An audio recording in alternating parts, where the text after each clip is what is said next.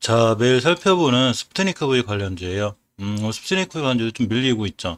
자, 추세가 좋은 추세를 유지하고 있었는데 살짝 밀리고 있습니다. 그래서 전체적인 추세에 변함이 없는지 한번 살펴볼 거고요. 오늘 제약바이오주 악재들이 몇 개 있습니다. 자, 이렇게 보시면, 자, 러시아 백신 스푸트니크 V가 WHO 이미 승인 지연이 되고 있죠. 이제 한국 CMO 업체들이 좀 불안하다는 얘기가 있고요. 이 WHO 승인정에 따른 코박스 공급무산 우려가 있다고 합니다. 그래서 수요 변동에 따른 국내 CMO 물량 우려가 좀 심화될 가능성이 있고. 자, 또 하나, 이 신풍제약이 코로나 치료제 임상 실패하면서 급락하고 있죠. 지금 보시면, 어제 시간에서도 많이 급락했는데, 지금도 거의 25%째 급락하고 있는 좀 안 좋은 모습을 보여주고 있어서, 신풍제약발 이 제약 바이오주에 대한 좀 이 안 좋은 기사들도 있고, 또 이렇게 보시면 이 코로나19 백신, 자, 10억 회분 생산 협의가 사실 무근이라고 합니다. 그러면서 이제 한미약품이 많이 밀렸는데 사실 mRNA 관련주들이 많이 밀리지는 않아요. 보시면 mRNA 관련주들은 뭐 진원생명과학, 아미노로직스, 뭐 서린바이오, 이온제약 하나 잘 올라가고 있고요. 단지 이제 한미사이언스, 이제 한미약품이 같이 이제 이 컨소시엄 구성에 참여했었죠. 근데 이게 그 참여한 업체들은 조금 밀리고 있는 게 사실입니다. ST팜 이런 종목들. 그렇지만 전체적으로 나머지 mRNA 관련된 큰 영향은 없는데 단지 이제 이 스푸트니크 관련된 추세가 약간 깨지는 분위기인데 전체적으로 아주 큰 흐름의 이상은 없어요. 자, 먼저 바이넥스를 보면 이렇게 16년도 7월 달에 형성된 중요한 지지선이 있어요. 이 자리를 굉장히 잘 지켜주고 있죠. 그러면서 돌아갈 준비를 하고 있기 때문에 사실 모든 상황 깔끔하니 괜찮고요.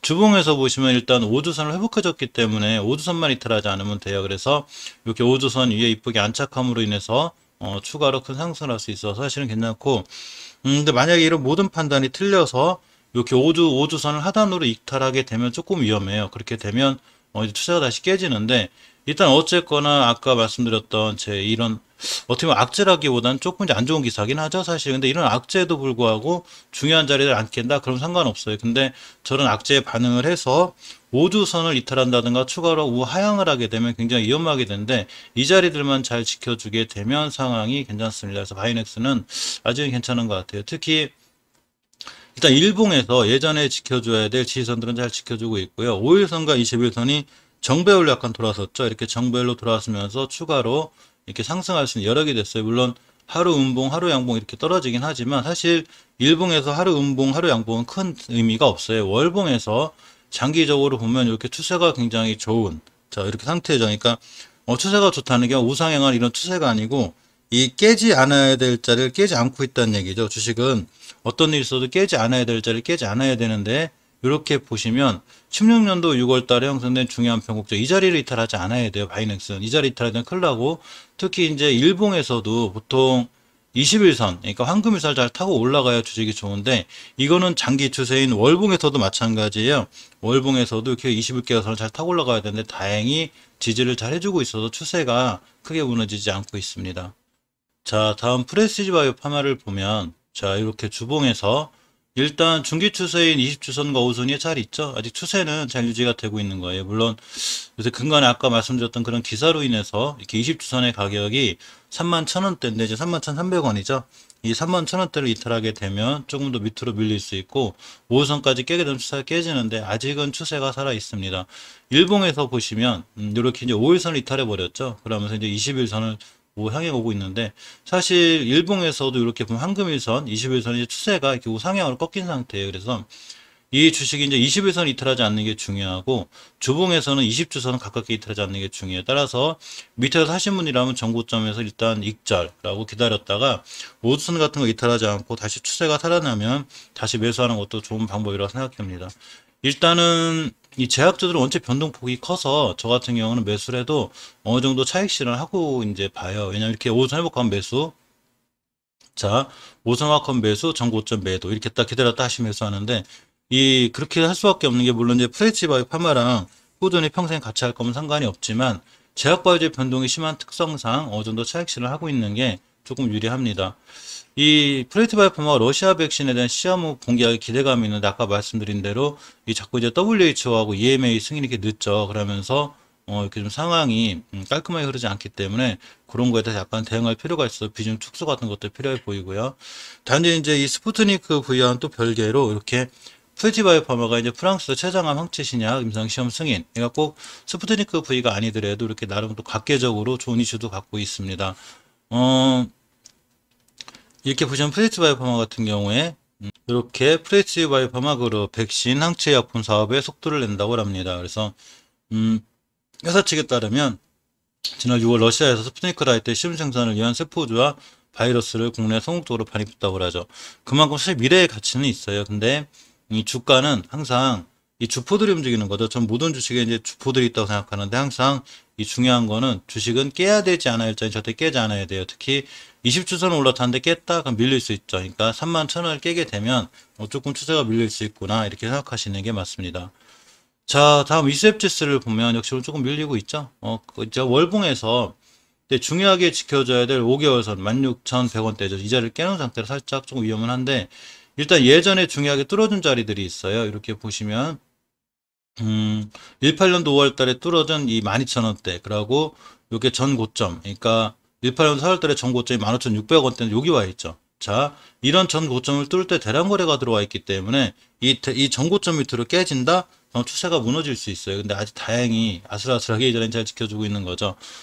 주봉의 추세를 보면 역시 자 일봉에서도 21선을 잘 타고 올라가는 게 중요하듯이 월봉에서도 20개월선을 잘 타고 올라가는 게 중요하듯이 주봉에서도 역시 20선을 깨지 않고 잘 타고 올라가 주는 게 중요한데 이때 6월 25일 날 지켜줬고 그 다음 주에 암착 이번 주에 우선 깰까 말까 이제 이거 아슬아슬한데 깨지만 않으면 이번 주에 아직 거래일이 수목금 3거래일 남았죠.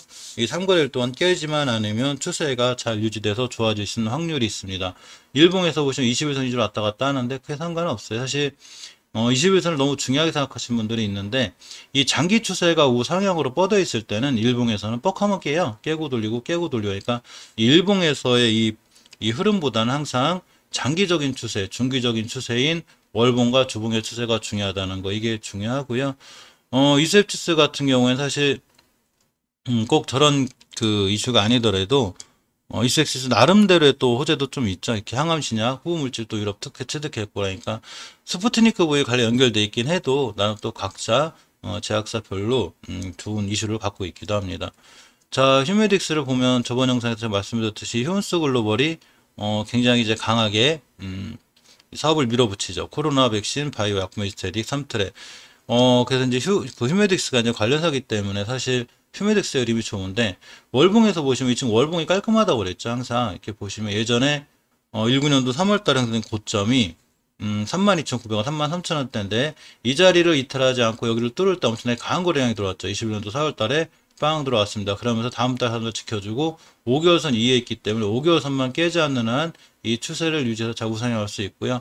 주봉에서 보시면 5선이 올려놨다고 그랬죠. 굉장히 좋은 지표에서 지금부터 5선만 깨지 않으면 추세를 잘 뒤에 돌아나갈 수 있고 일봉에서 역시 이 골든코스가 생겼고 21선 잘 지켜주고 있기 때문에 추세가 나쁘다거나 그렇게 보이진 않습니다.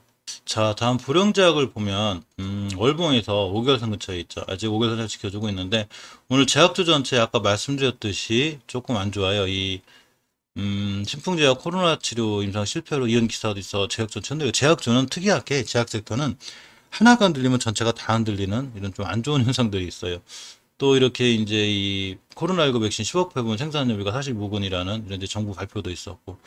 자, 그래서 일반 이제 제약주 불용제약도 좀 흔들리고 있긴 한데 오늘 크게는 아니고 한 0.85%대 밀리고 있습니다. 또 근데 5개월 선의 가격이 이 친구 23,100원대예요. 그래서 5개월 선 이에는 잘 지키고 있는 편이고요.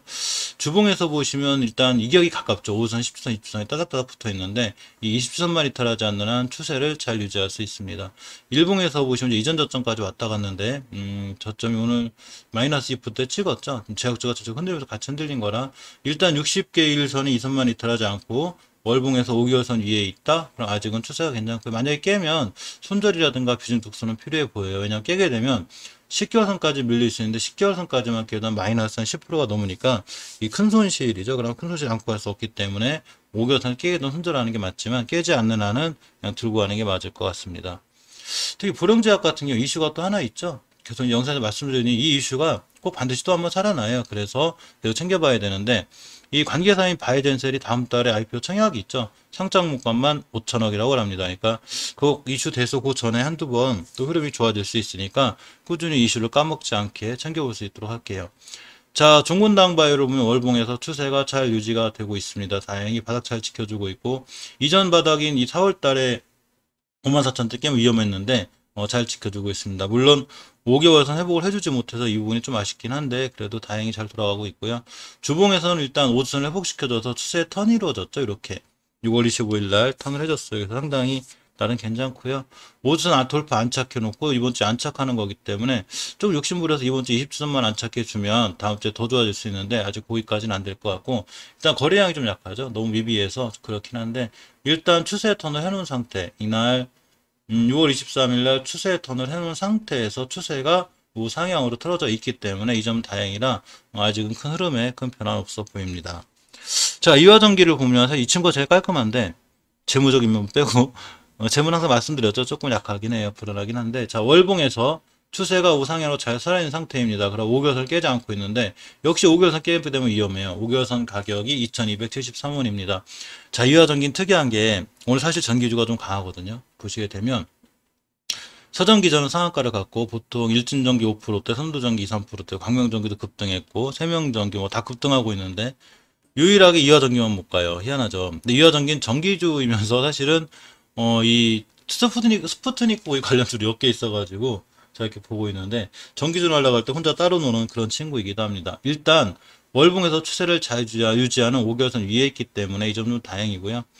주봉에서 일단 20선 깨지 않아야 돼요. 이제 수요일, 목요일, 금요일, 오늘 지금 시간이 7월 6일 11시인데 오늘 종가상 20선 깨면 안 돼. 20선만 깨지 않고 5선에만 잘 지켜주고 돌아나가면 한두 번 또 꽤 급등할 수 있는 상황이 되고, 일봉에서 역시 거래량이 별로 없죠. 거래량이 없으면서 지지부진한 듯해도 가끔 이렇게 뻘쭘하게 쏟아요. 이렇게 보면 이때도 12%, 이날도 13%. 이제 이화정이 이렇게 가끔 힘이 있어요. 그러니까 이화정이 꾸준히 관심 있게 보는 게 중요하고, 월봉에서 일단 장기적으로 추세가 잘 유지되고 있기 때문에 앞으로 크게 이렇게 무너지거나 이럴 일은 없는데, 모든 추세가 이렇게 좋아 보여도 언젠가 5개월을 깼다? 이럴 때 반드시 긴장하고, 하고 이제 손절 치거나 차익 진환하는 게 좀 맞는 대응법이 아닌가 이렇게 생각해 봅니다.